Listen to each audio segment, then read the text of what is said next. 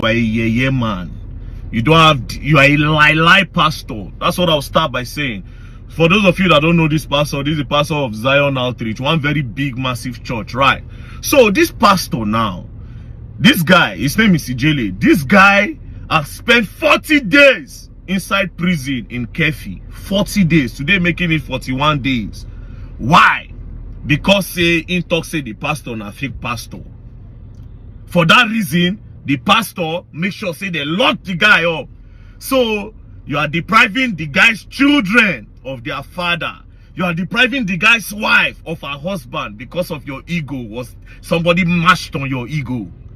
That is why. And Nigerians, you see the problem. This is a very big problem. A lot of innocent people, they inside Kuje prison, different prison in Nigeria, because of one big man, they vex.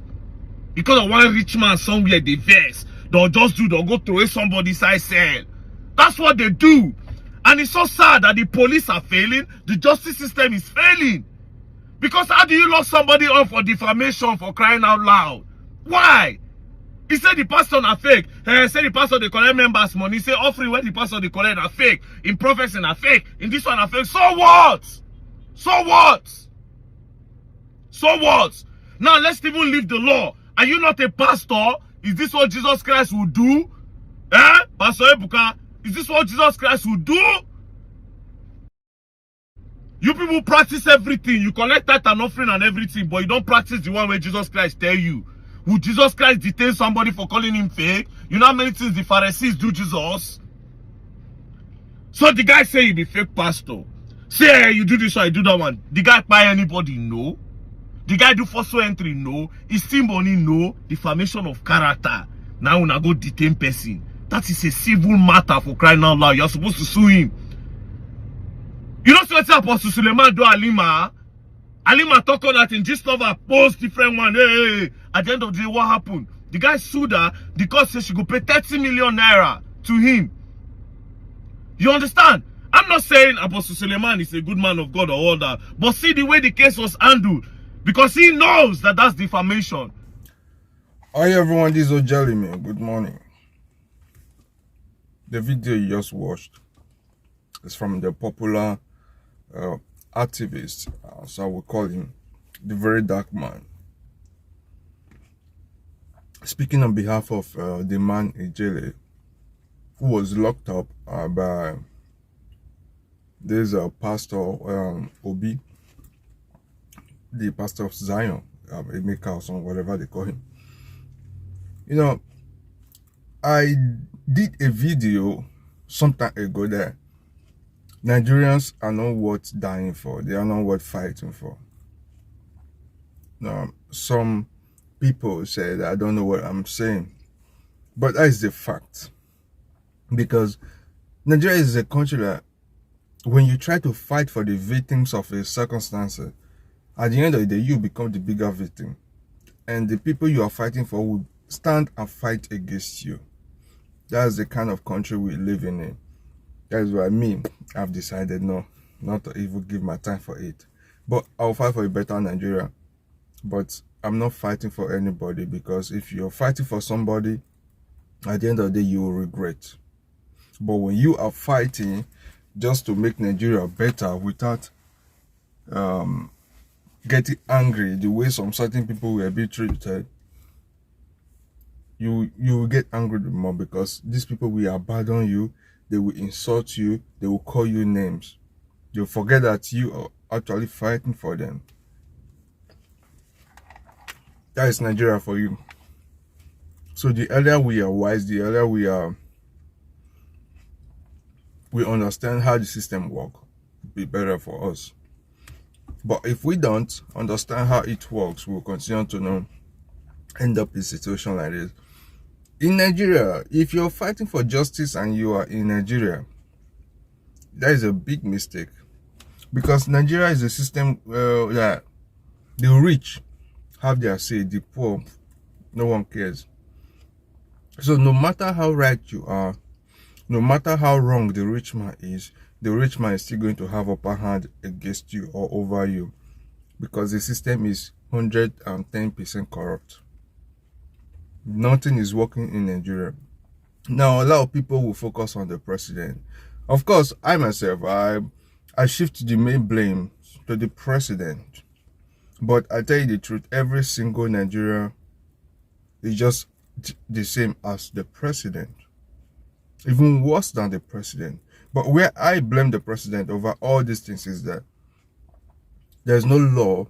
We say we have law in Nigeria, just that people don't respect the law. We don't have law in Nigeria. If you have law, people will respect it. As long as the law you claim to have is not working, then there is no law. Nobody, even the president, doesn't obey the law. So everybody is above the law. The law is just on our feet. So we are even stepping on it. As a president, you should be able to stand a guideline. You yourself won't cross it. But as long as everybody does what they like, we are going nowhere. But notwithstanding, I'm not saying Nigeria will never get better. Nigeria will get better because me, myself, I'm proud of being a Nigerian because I know I'm going to be a better Nigeria someday. Believe that. Christianity is a scam and a crime. But Christ is life. I'll repeat it again. Christianity is a crime, but Christ is life.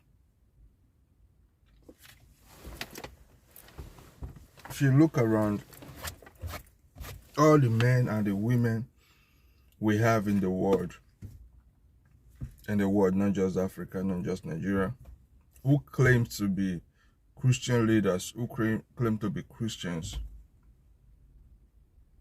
they are the major problem we have.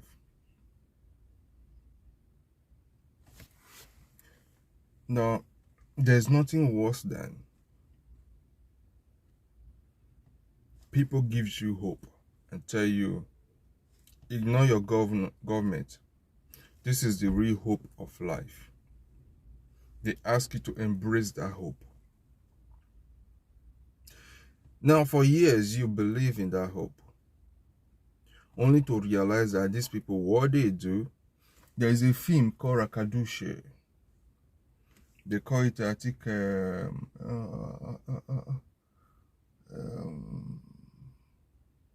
I've forgotten the name of the film. So in that film, there is this occult called Rakadushe. What they do is, they tell you to sell everything you have, come to the camp. That in the camp, there is no sickness, there is no paying of taxes, there's no paying of bill, there is no working, you just enjoy your life. Only the head of the court, which they call the highest, he does a lot of terrible things. A lot of terrible things. And that is the same thing happening in the church. The leaders, they tell you to focus in heaven, that your life is in heaven. Once you give your life to Christ, you are no longer of this earth. You are now a heavenly citizen. Now you've gotten your passport, your visa to heaven. So everything you have, nothing matter here. That's why I ask you to always pay your tithes, always pay your offering, first fruits, whatever, however they denominate it. And they tell you you shouldn't be worldly. A worldly person is a person who go after the things that makes a man comfortable here on earth. The things that are things that can enable you to afford your needs here on earth. So when you are thinking about all those things, you are a worldly person. That is their standard of worldliness. They tell you not to think towards that direction. So always support the kingdom financing, no? But your pastor is busy buying private jets. Your pastor is busy buying the most expensive cars. Your pastors are busy building the most expensive houses. Your pastors are busy sending their children abroad for school, building schools which the members can't afford. And what do you call that? Because I can't call it fraud. If I call it fraud, then fraud is understatement. I need a very huge name to give it, which I've not been able to establish. But what I'm saying is,